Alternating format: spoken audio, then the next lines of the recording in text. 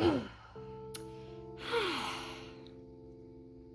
hello there. Well, it's so nice to see you. I hope that you're nice and tucked into bed because I'm about to read a wonderfully awesome bedtime story. It's The Lorax by Dr. Seuss. All right, let's get started. At the far end of town where the grickle grass grows, and the wind smells slow and sour when it blows, and no birds sing excepting old crows, in the street of the lifted Lorax. And deep in the grickle grass, some people say, if you look deep enough, you'll still see today where the Lorax once stood, just as long as it could, before somebody lifted the Lorax away. What was the Lorax? And why was it there? And why was it lifted and taken somewhere? And from the far end of town where the grickle grass grows, the old Onceler still lives here. Ask him, he knows. You won't see the Onceler. Don't knock at his door. He stays in the lurkin, cold under the roof, where he makes his own clothes out of muffered moof, and on special dank midnights in August he peeks out of the shutters, and sometimes he speaks and tells how the Lorax was lifted away. He'll tell you, perhaps, if you're willing to pay. And on the end of a rope he lets down a tin pail, and you'll have to toss in 15 cents in a nail, and the shell of a great-great-great-grandfather's snail. And then he pulls up the pail and makes a most careful count to see if you paid him the proper amount. Then he hides what you've paid him away in his snub, his secret strange hole in his grubulous glove. And then he grunts, I will call you by whisper my phone, for the secrets I tell you are for your ears alone. Slap down sleps the whisper-ma-phone to your ear, and the old Onceler's whispers are not very clear, since they have to come down through a snurgly hose, and he sounds as if he's had smallish bees up his nose. Now I'll tell you his sails, with his teeth sounding gray, how the Lorax got lifted and taken away. It all started way back, such a long, long time back.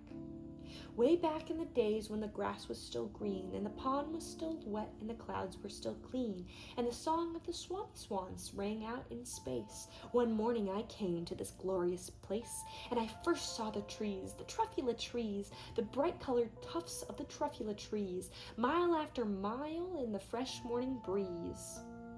And under the trees I saw brown barbaloots frisking about in their barbaloot suits, as they played in the shade and ate truffula fruits. From the ripulous pond came the comfortable sound of the humming fish humming while splashing around. But those trees, those truffula trees. All my life I'd been searching for trees such as these. The touch of their tufts was much softer than silk, and they had the sweet smell of fresh butterfly milk. I felt a great leaping of joy in my heart, and I knew what I'd do. I unloaded my cart. In no time at all I had built a small shop. Then I chopped down a truffula tree with one chop, and with great skillful skill and with great speedity speed I took a soft tuft and I knitted a thneed. And in an instant I'd finished, I heard a gazump. I looked and I saw something pop out of a stump of the tree I'd chopped down. It was sort of a man. Describe him? Well, that's hard. I don't know if I can. Well, he was shortish and oldish and brownish and mossy, and he spoke with a voice that was sharpish and bossy. Mister, he said with a sawdusty sneeze, I am the Lorax. I speak for the trees. I speak for the trees, for the trees have no tongues, and I'm asking you, sir, from the top of my lungs. He was very upset. He shouted and puffed. What's that thing you've made from my truffula tree? Look, Lorax, I said, there's no cause for alarm. I chopped just one tree, and I'm doing no harm. I've been quite useful. The thing is a thneed. A thneed finds something that all people need. It's a shirt, it's a sock, it's a glove, it's a hat. And it has other uses, yes, far beyond that. You can use it for carpets, for pillows, for sheets, for curtains or covers, for bicycle seats. The Lorax said, Sir, you are crazy with greed. There is no one on earth who would buy that fool thneed.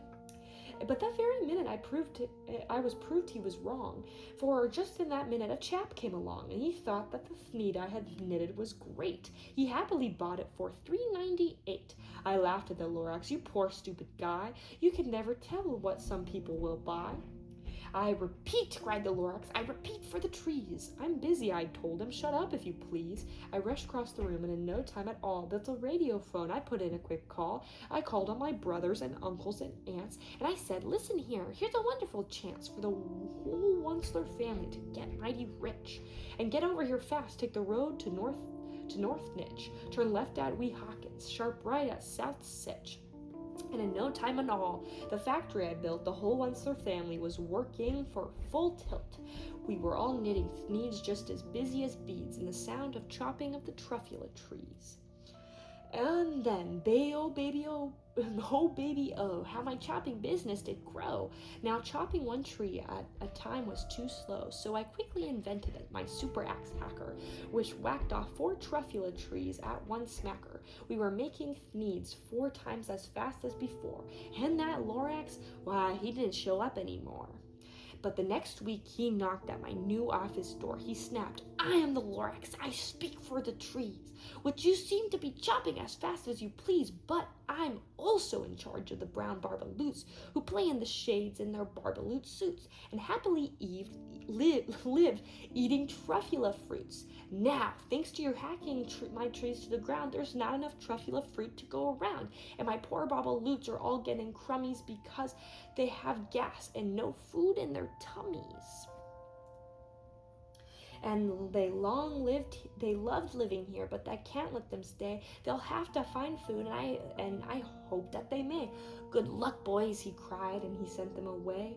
I, the Onceler, felt sad as I watched them all go, but business is business, and business must grow, regardless of the crummies and tummies, you know.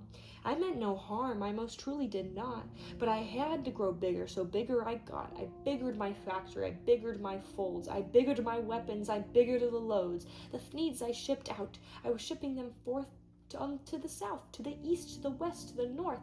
I was right on biggering, sending more thneeds, and I biggered my money, which everyone needs. And then again he came back. I was fixing some pipes when that old nuisance Lorax came back with more gripes. I am the Lorax. He coughed and he whiffed. He sneezed and snuffed and snarled. He sniffed. Onceler, he cried with a crufulous croak. Onceler, you're making my with such smogulous smoke. My poor swami swans, why they can't sing a note. No one can sing who has smog in his throat.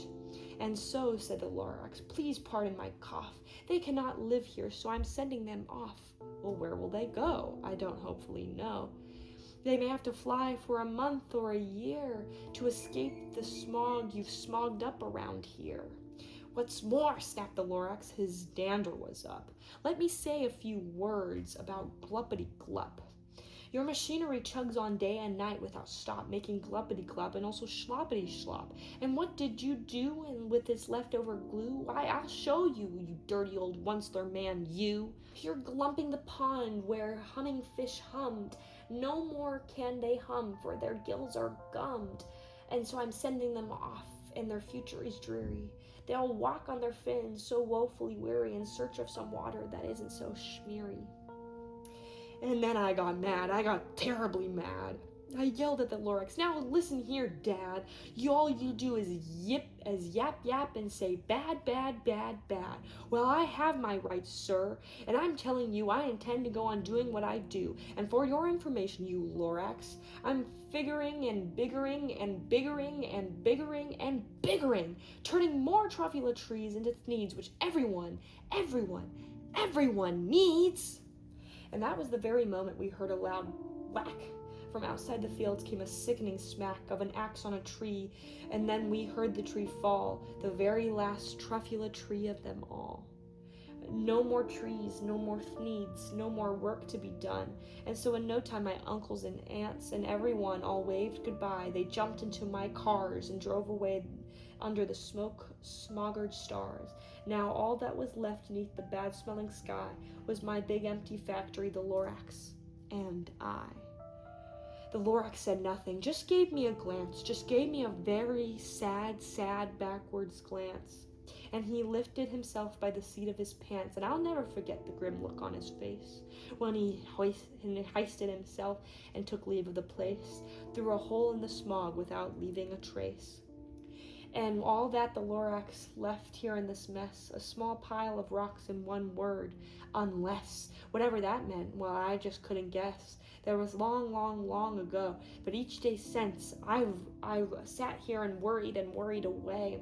And through the years, while my buildings have fallen apart, I've worried about it with all my heart. But now, said the Onceler, now that you're here, the word of the Lorax seems perfectly clear. Unless someone like you, who cares a whole awful lot, nothing is going to get better. It's not. So catch, calls the Onceler. He let something fall. It's a truffula seed. It's the last one of all. You're in charge of the last truffula seeds, and the truffula trees is what everyone needs. Plant a new truffula. Treat it with care, give it clean water and feed it fresh air, grow a forest, protect it from axes that hack, and then the Lorax and all of his friends may come back. The end. Well, that is such a case right now in the world. We all must really protect the trees and all of the nature that surrounds us, because they're really what makes up. We're just here, but I believe in all you guys. Plant another tree, take care of some plants, but let's go ahead and sleep on the wonderful message that Dr. Seuss left us with here in the Lorax. And I would not want to get yelled at by the Lorax either. So take care of the planet, everyone. Get the light here. All right. Good night, everyone. Mwah.